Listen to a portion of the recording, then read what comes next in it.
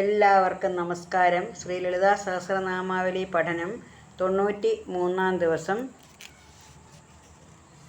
ഇന്ന് 921 മുതൽ 930 വരെയുള്ള നാമങ്ങളാണ് പറയുന്നത്.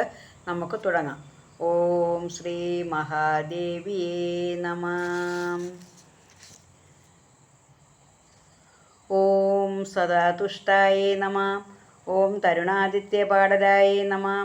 ഓം ദക്ഷിണാരാധ്യായേ നമഃ. ഓം ദരസ്മേര മുഖാംബുജായേ നമഃ. ഓം കൗളിനീകൈവലായേ നമഃ. ഓം അനർഘ്യകൈവല്യപദായിന്യേ നമഃ. ഓം സ്തോത്രപ്രിയായേ നമഃ. ഓം സ്തുതിമത്യേ നമഃ. ഓം ശ്രുതിസംസ്കൃതവൈഭവായേ നമഃ. ഓം മനസ്സിന്യേ നമഃ. ഒന്നുകൂടെ പറയാം. ഓം സദാ തുഷ്ടായേ നമഃ. ഓം തരുണാദിത്യ പാടലായേ നമഃ. ഓം ദക്ഷിണ അദക്ഷിണാരാധ്യായേ നമഃ. ഓം ദരസ്മേര മുഖാംബുജായേ നമഃ. ഓം കാലിനീ കേവലായേ നമഃ. കാലിനി വെച്ചാൽ കൗലിനീ കേവലായേ നമഃ. അനർഘ്യ കൈവല്യ പദദായിന്യേ നമഃ. ഓം സ്തോത്രപ്രിയായേ നമഃ. ഓം സ്തുതിമത്യേ നമഃ. ഓം ശ്രുതി സംസ്കൃത വൈഭവായേ നമഃ. ഓം മനസ്സിന്യേ നമഃ. ഇതിൻ്റെ സാമാന്യ അർത്ഥം കൂടെ നോക്കാം. ഓം സദാ തുഷ്ടായേ നമഃ. എപ്പോഴും തുഷ്ടയായിരിക്കുന്ന എന്ന് വെച്ചാൽ എപ്പോഴും സന്തോഷവതിയായിരിക്കുന്നവളാണ് ദേവി. അതാണ് സദാ തുഷ്ട. സദാ തുഷ്ട, എപ്പോഴും സന്തുഷ്ടിയോടുകൂടിയിരിക്കുന്ന, സന്തോഷത്തോടുകൂടിയിരിക്കുന്ന ദേവി. ഓം തരുണാദിത്യ പാടലായേ നമഃ. തരുണാദിത്യ എന്നത് സൂര്യൻ്റെ യൗവനം എന്ന് പറയുന്ന മധ്യാഹ്ന സൂര്യനാണ്. ആ മധ്യാഹ്ന സൂര്യൻ്റെ അരുണവർണ്ണത്തോടു കൂടിയ പ്രകാശം, ആ പ്രകാശവും അതിനോടൊപ്പം തന്നെ എന്താണ്, ആ ചുവപ്പ് നിറവും, ആ അരുണവർണ്ണത്തോടു കൂടിയ മധ്യാഹ്ന സൂര്യൻ്റെ അരുണവർണ്ണത്തോടു കൂടി അരുണവർണ്ണത്തോടും പ്രകാശത്തോടും കൂടിയ ദേവി. അതാണ് തരുണാദിത്യ പാടല. ദക്ഷിണ അദക്ഷിണ ആരാധ്യ. ദക്ഷിണമാർഗത്തിലും അദക്ഷിണമാർഗത്തിലും ആരാധിക്കപ്പെടുന്നവൾ. ദക്ഷിണമാർഗം എന്ന് വെച്ചാൽ കർമ്മമാർഗത്തിൽ, അദക്ഷിണമാർഗം എന്ന് വെച്ചാൽ ജ്ഞാനമാർഗത്തിൽ. അപ്പം കർമ്മമാർഗത്തിലും ജ്ഞാനമാർഗത്തിലും ദേവി ആരാധിക്കപ്പെടുന്നവളാണ് ദേവി. ദരസ്മേര മുഖാംബുജായേ നമഃ.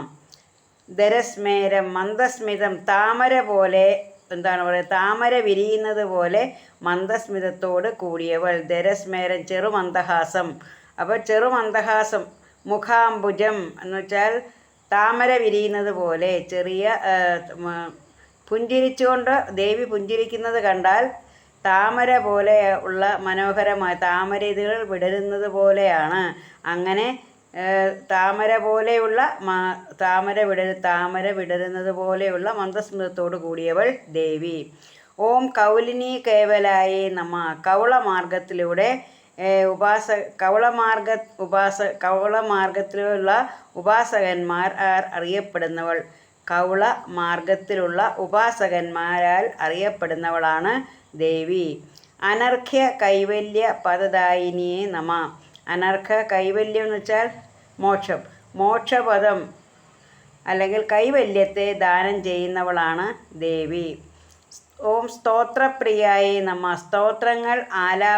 സ്തോത്രങ്ങൾ ആലപിക്കുന്നത് ഇഷ്ടപ്പെടുന്നവൾ. അതായത് സ്തോത്രാലാപനങ്ങൾ ഇഷ്ടപ്പെടുന്നവളാണ് ദേവി. അത് എങ്ങനെയാണ്? ആസ്വദിച്ച് ജപിക്കുമ്പോഴാണ്, ഏകാഗ്രതയോടുകൂടി ജപിക്കുമ്പോഴാണ് ദേവിക്കിഷ്ടം. വെറുതെ സ്തോത്രങ്ങൾ പാടിയാൽ പോരാ. സ്തോത്രങ്ങൾ ആലപിക്കുന്നത് എങ്ങനെ വേണം? വളരെ ആസ്വദിച്ച്, ഏകാഗ്രതയോടുകൂടി വളരെ ആസ്വദിച്ച് ജപിക്കുന്നവരെയാണ് ദേവിക്കിഷ്ടം. അങ്ങനെ സ്തോത്രങ്ങളും ആലാപനങ്ങളും ഒക്കെ ഇഷ്ടപ്പെടുന്നവൾ ദേവി.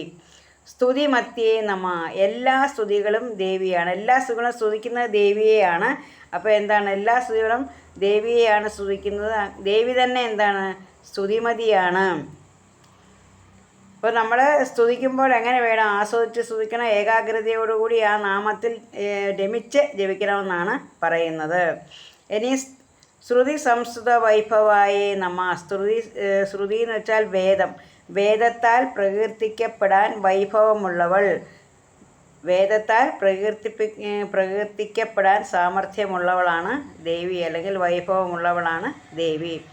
ഓം മനസ്വിനി നമ. മനസ്വിനി വിശേഷപ്പെട്ട മനസ്സോട് കൂടിയവൾ.